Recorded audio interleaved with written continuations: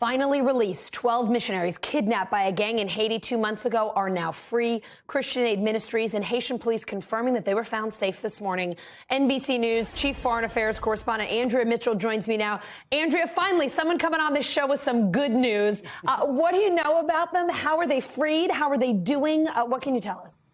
Well, very little, frankly, but it's good news. The bottom line is it's good news. The Christian Aid Ministries have been so careful not to endanger any of the hostages being held. So they say that at 6 o'clock Eastern, they will have a Zoom, or one of the pastors of some of the freed missionaries are going to have a Zoom and talk more about exactly what's taking place.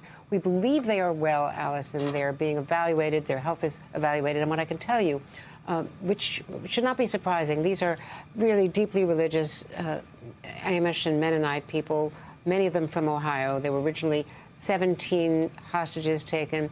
5 of them were released in recent weeks. So these remaining 12 finally released. And as you know, these gangs have proliferated as lawlessness has, in fact, increased after the assassination in July of Haiti's president and then the earthquake a month later. Now, the Christian Aid Ministries has said, in their answer, in part, we glorify God for answered prayer. The remaining 12 hostages are free. Join us in praising God that all 17 of our loved ones are now safe. You know, and originally there were 5 children, one as young as an 8-month-old infant.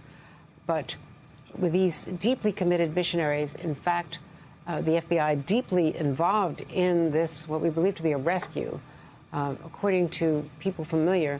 Some did not even want to leave Haiti. They wanted to continue their missionary work. But I believe they've all been persuaded to come back to the U.S. and presumably to Canada as well. Andrea, you mentioned that there were 17 missionaries kidnapped in total, and the other 5 were released earlier. I know you do have limited information, but do we know how those 5 are doing?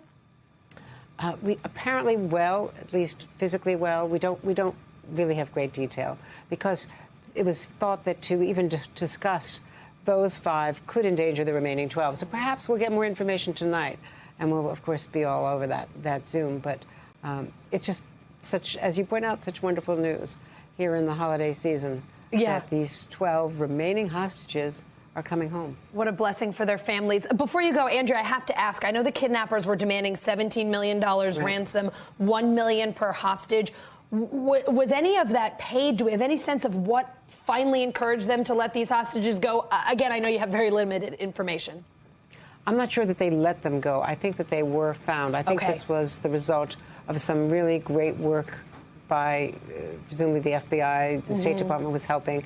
And that probably was a starting point of negotiations, the $17 million. I'm not entirely clear on this. There are indications that some money may have changed hands.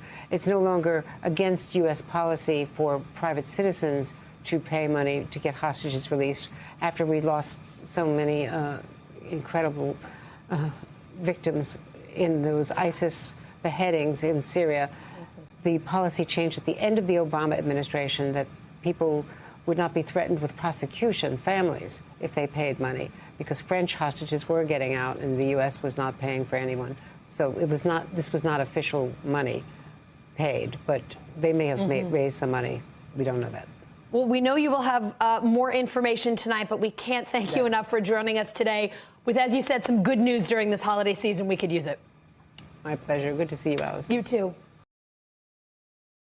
Thanks for watching our YouTube channel. Follow today's top stories and breaking news by downloading the NBC News app.